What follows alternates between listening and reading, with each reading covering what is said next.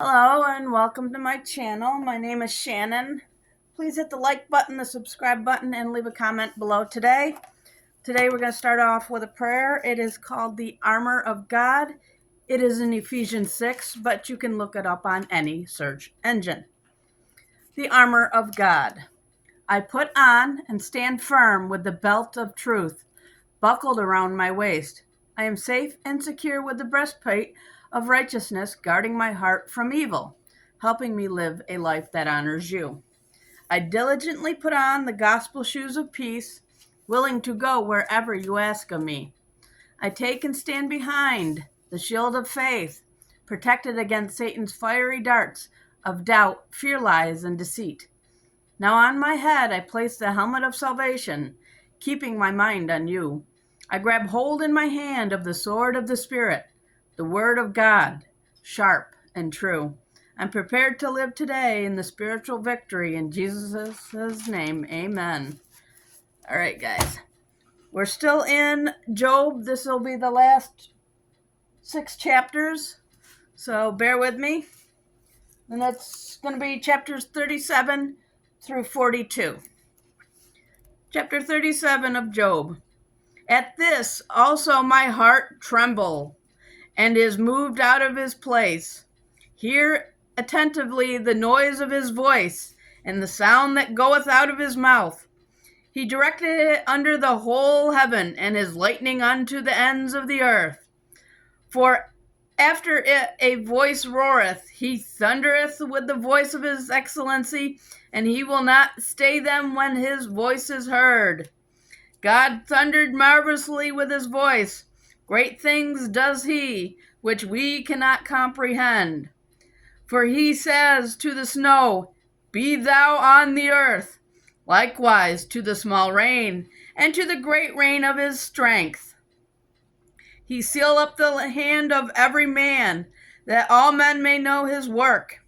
Then the beasts go into the dens, and remain in their places. Out of the south cometh the whirlwind, and cold out of the north. By the breath of God frost is given, and the breath of the waters is straitened. Also by watering he weareth the thick cloud. He scatter his bright cloud, and it is turned around about by his counsels, that they may do whatever he commanded them upon the face of the world, in the earth. He causes it to come, whether for correction, or for his land, or for mercy. Hearken unto this, O Job. Stand still, and consider the wondrous works of God. Dost thou know when God dispose them, and cause the light of his cloud to shine? If dost thou know the blanchings of the clouds, the wondrous works of him which is perfect in knowledge? How thy garments are warm, when he quiet the earth by the south wind. Hast thou with him spread out the sky, which is strong, and as a molten looking glass? Teach us what we shall say unto him, for we cannot order our speech by reason of darkness. Shall it be told him that I speak? If a man speak, surely he shall be swallowed up.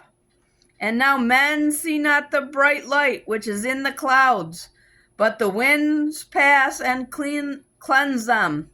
Fair weather cometh out of the north, with God is terrible majesty. Touching the Almighty, we cannot find him out. He is excellent in power and in judgment, and in plenty of judges he will not afflict. Men do therefore fear him. He respected not any that are wise of heart. Chapter 38. Then the Lord answered Job out of the whirlwind, and said, Who is this that darketh counsel by words without knowledge? Gird up now thy loins like a man, for I will demand of thee, and answer thou me. Where wast thou when I laid the foundations of the earth? Declare if thou hast understanding. Who hath laid the measures thereof, if thou knowest? Or who hath stretched the line upon it? Whereupon are the foundations thereof fastened? Or who laid the cornerstone thereof? When the morning stars sang together, and all the sons of God shouted for joy? Or who shut up the sea with doors when it broke forth, as if it had issued out of the womb?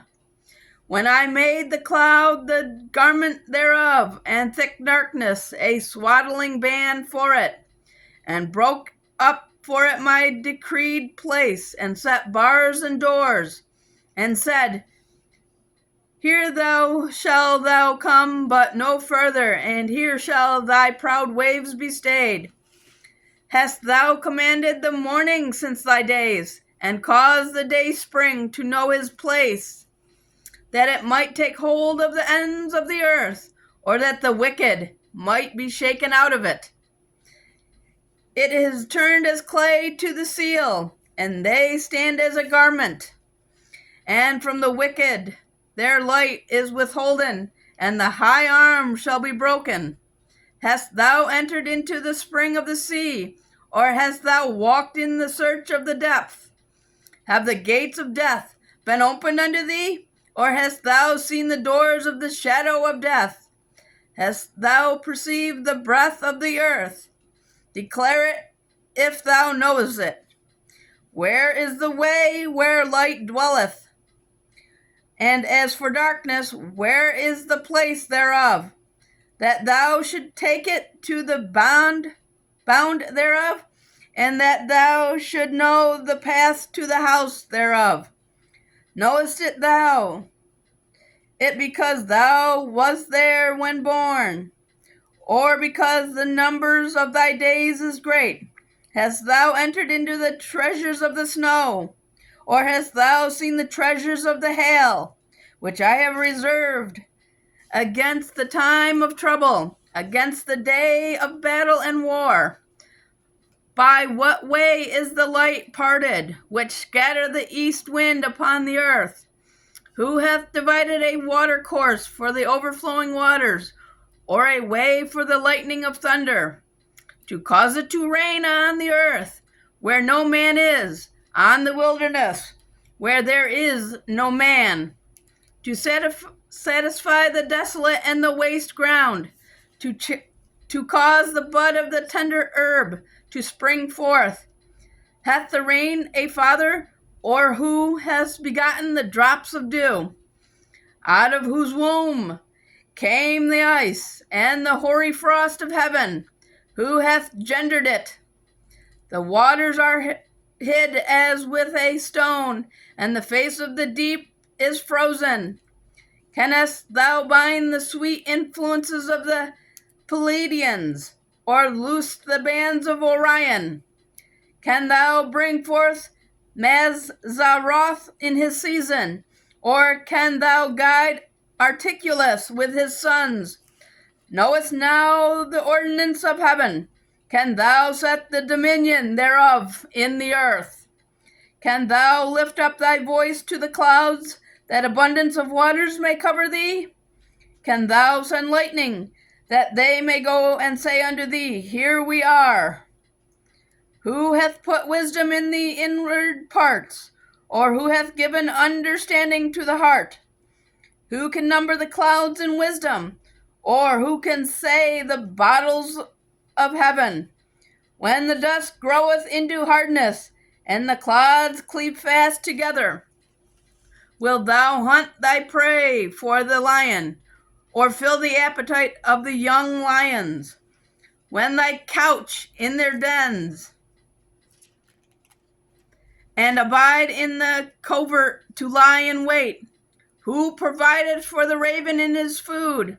When his young ones cry unto God, they wander for lack of meat. Chapter 39.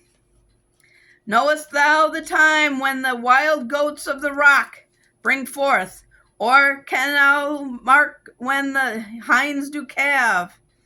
Can thou number the months that they fulfill? Or knowest thou the time when they bring forth? They bow themselves, they bring forth their young ones, they cast out their sorrows. Their young ones are in good liking. They grow up with corn. They go forth and return not unto them.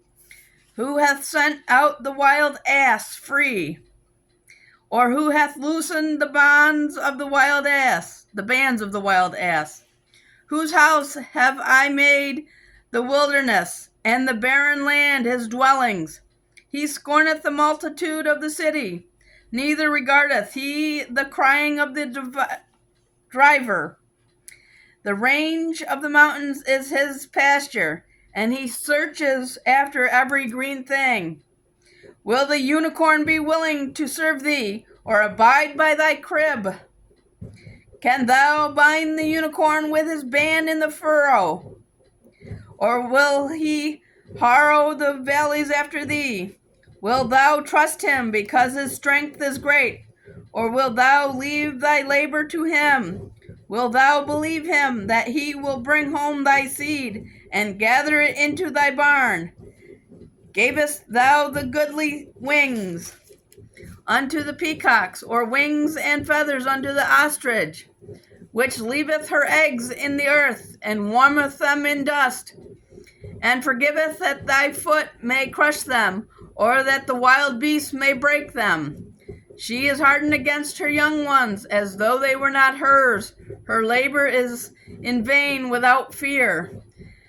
Because God hath deprived her of wisdom, neither hath he imparted her to understanding. What time she lifted up herself on high, she scorneth the horse and his rider. Hast thou given the horse strength? Hast thou clothed his neck with thunder? Can thou make him afraid as a grasshopper? The glory of his nostrils is terrible. He paweth in the valley, and rejoiceth in his strength. He goeth on to meet the armed men.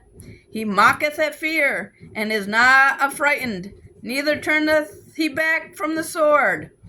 The quiver rattle against him, and the glittering spear and the shield. He swallow up the ground with fierceness and rage, neither believeth he that is the sound of the trumpet. He saith among the trumpets, Ha ha! And he smileth the battle afar off, and the thunder of the captains and the shouting. Doth the hawk fly by thy wisdom, and stretch out her wings toward the south?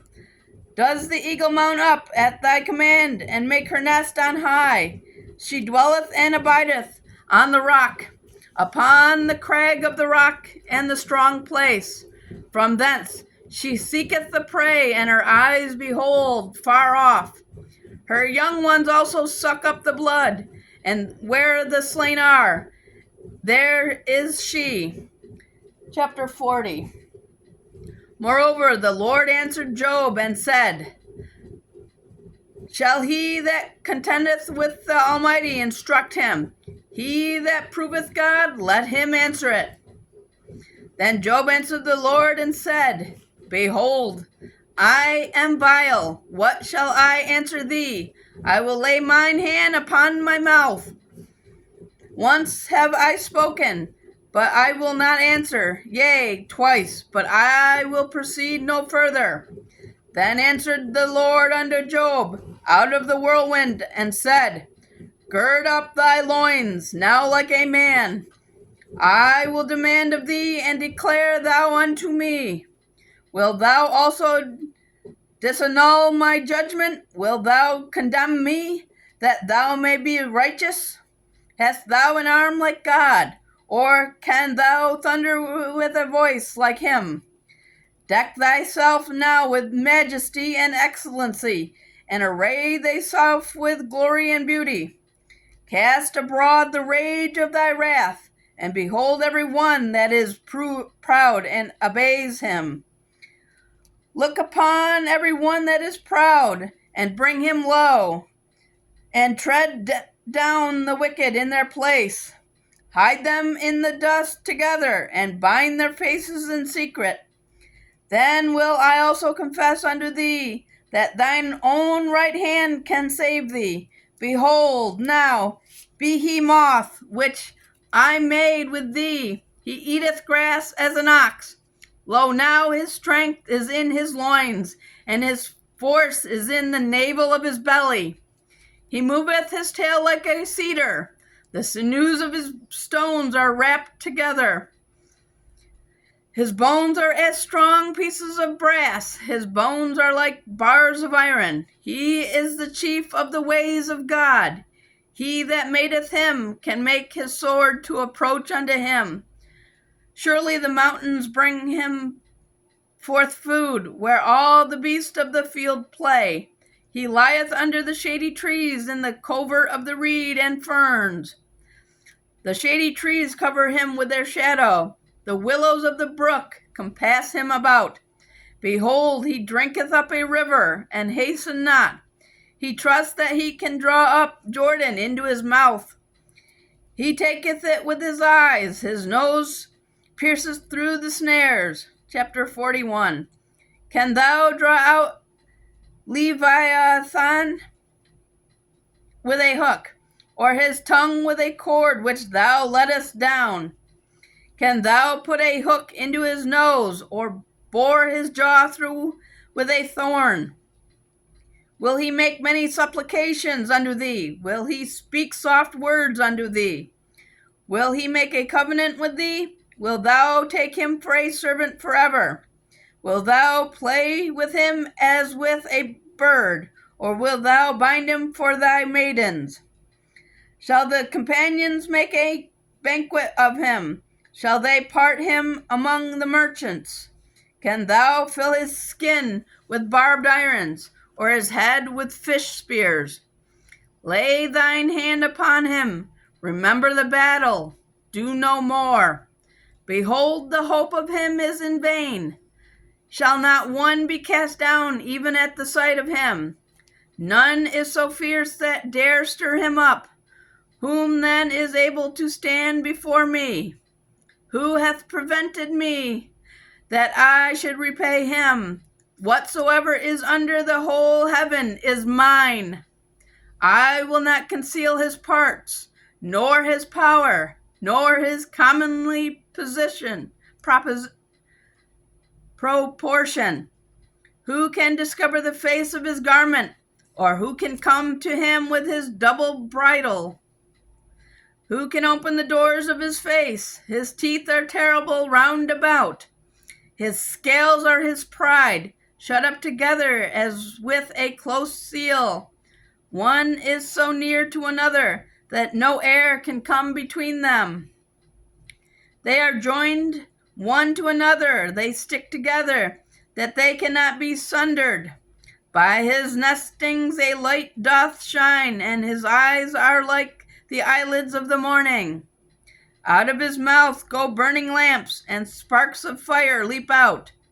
Out of his nostrils goeth smoke, as out of a seething pot or cauldron. His breath kindled coals, and a flame goeth out of his mouth. In his neck remaineth strength, and sorrow is turned into joy before him. The flakes of his flesh are joined together. They are firm in themselves, they cannot be moved. His heart is as firm as a stone, yea, as hard as a piece of the nether millstone. When he raises himself up, the mighty are afraid. By reason of breakings they purify themselves. The sword of him that layeth at him cannot hold, the spear, the dart, nor the habergeon. He esteemeth iron as straw, and brass as rotten wood. The arrow cannot make him flee. Sling stones are turned with him unto stubble. Darts are counted as stubble. He laugheth at the shaking of a spear. Sharp stones are under him. He spreadeth sharp-pointed things upon the mire. He maketh the deep to boil like a pot. He maketh the sea like a pot of ointment. He maketh a path to shine after him. One would think the deep to be hoary. Upon the earth there is not his like, who is made without fear. He beholdeth all things. He is a king over all the children of pride. chapter 42, last chapter. Then Job answered the Lord and said, I know that thou cannot do everything, and that no thought can be withholden from thee. Who is he that hideth counsel without knowledge? Therefore have I uttered that I understood not, things too wonderful for me which I know not. Hear, I beseech thee, and I will speak. I will demand of thee, and declare thou unto me. I have heard of thee by the hearing of the ear, but now mine eye seeth thee. Wherefore I abhor myself, and repent in dust and ashes. And it was so, that after the Lord had spoken these words unto Job, the Lord said to Eliphaz the Temanite, My wrath is kindled against thee, and against thy two friends, for ye have not spoken of me the thing that it is right, as my servant Job has. Therefore take unto you now 7 bullocks and 7 rams, and go to my servant Job, and offer up for yourselves a burnt offering, and my servant Job shall pray for you. For him I will accept, lest I deal with you after your folly, in that ye have not spoken of me the thing which is right, like my servant Job. So Eliphaz the Temanite, and Bildad the Shuhite, and Zophar the Naamathite went and did according as the Lord commanded them. The Lord also accepted Job. And the Lord turned to the captivity of Job when he prayed for his friends. Also the Lord gave Job twice as much as he had before. Then came there unto him all his brethren, and all his sisters, and all they that had been of his acquaintance before, and did eat bread with him in his house. And they bemoaned him and comforted him over all the evil that the Lord had brought upon him. Every man also gave him a piece of money, and every one an earring of gold. So the Lord blessed the latter end of Job more than his beginning, for he had 14,000 sheep, and 6,000 camels, and 1,000 yoke of oxen, and 1,000 she-asses. He also had 7 sons and 3 daughters. And he called the name of the first Jemiah, and the name of the second Keziah, and the name of the third Ker-en-hap-punch. And in all the land there no woman found so fair as the daughters of Job, and their father gave them inheritance among their brethren. After this lived Job 140 years, and saw his sons and his sons' sons, even 4 generations. So Job died, being old and full of days. It's the end, guys. So thank you for watching. Don't forget to like, share, subscribe, and leave a message below today. And I will see you in the next video.